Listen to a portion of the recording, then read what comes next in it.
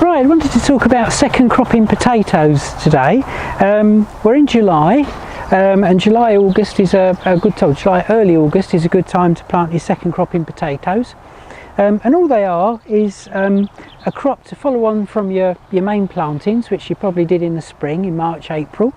Also good if you haven't got much room to grow potatoes. If all we've got room for is a tub, which has got a balcony or a small garden, it's another way that you can grow a useful crop of potatoes. Because we're actually planting them quite late in the year, they're ready to harvest at a time when all your other spuds are either over or they've been in the ground a while, might be ready for lifting your main crops. But your main crops might not have that nice new potato taste. And the idea with these is that they should have that lovely new potato taste from your first harvested early in the season. That's really lovely. And if you play your cards right and do it right, you could have some potatoes for Christmas freshly harvested from the ground, which is lovely. Two ways of doing them: either in potato bags like this, just one tuber in a bag, or you can do them in a pot. So this is a sort of about 15-18 inch size patio tub, just an old tub, plenty of drainage holes. I've drilled extra holes in the bottom because they don't like to be waterlogged. I'd still only put one tuber in this. I don't use anything too big, just a smaller pot, one tuber. You tend to get more tubers for your volume of compost than if you have a great big container. So say about 15-18 inches. I've put a little bit of compost in the bottom. It's just an ordinary, this one's just a peat-free multi-purpose, but use the cheapest compost you can find. So if that's growing bag compost, that's absolutely fine too. Doesn't need to be anything special, because we're going to add some fertiliser anyway. So a few inches in the bottom there, and then just one potato. Now you can either buy these from all the seed catalogues will have second cropping potatoes listed. They're always going to be earlies. This one's one called Charlotte, but you might find another one which is quite commonly used, which is Carlingford. But there are others as well, any earlies. So you can buy them fresh from the seed companies. These are ones which I had left over from the spring. So these have been stored in a really cool place, but in the light, so that the little shoots, they've started to form, but they haven't got very long and stringy. If these had been in the dark, they'd be about 2 foot long by now, and they just snap off as soon as you touch them. So, and a nice. Some people store their potatoes from the spring in a tin.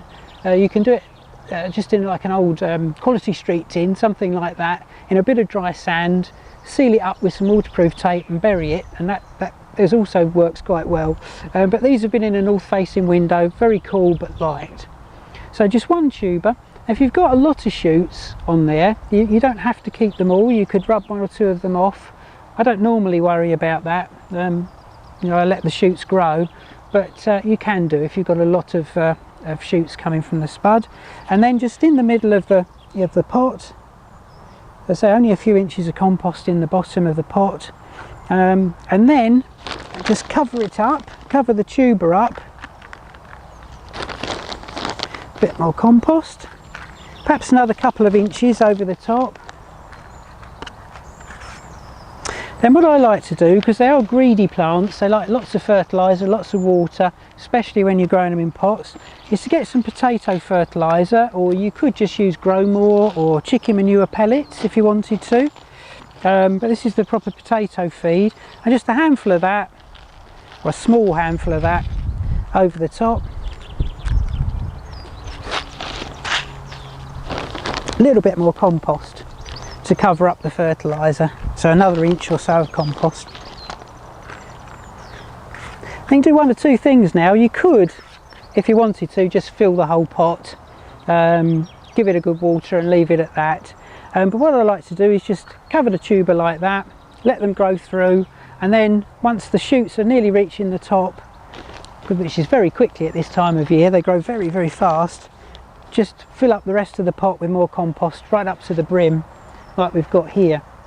And what I'll also do is at that time either use a bit more potato feed on the top, just rake it in a little bit, water it in, because I say very hungry plants, or on this one what I've done is use a little bit of, you can buy the bagged farmyard manure, and it's actually quite dilute, so make sure you don't sort of use anything too strong. But this is a sort of sort of green waste based, so it's a mixture of green waste and farmyard manure you can get from most garden centres. Often at this time of year, about 4 bags, 4 for the price of 3, and just put it over the top, and that gives them a bit of a boost, gives them a bit of a fertiliser boost to feed. Plenty of water, that's key, so make sure you water them. These during the summer will be watered every day, so it's a bit of a labour of love in that respect, because of the time of year, you know, you are having to water them. The other thing to mention is that because we're planting these in July and August, that's the time when potato blight is really rife. It will be everywhere by now. So these really do need to be grown under some sort of shelter.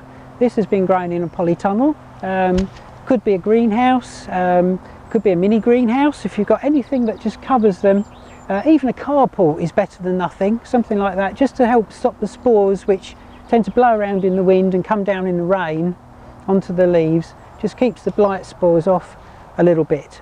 So it is essential when you've planted these that probably by July you're moving them under cover, so that they don't get any potato blight. Then once the tops start to die down, just chop the tops off, or even before that you can have a little dig down in the compost, see if you can find any tubers. They won't be as big as you get from the open ground. They'll probably be more sort of hen's egg size, but they're lovely. They've got a lovely new potato flavour. Don't have to peel them, just give them a wash, put them in the pan. So that's second cropping potatoes.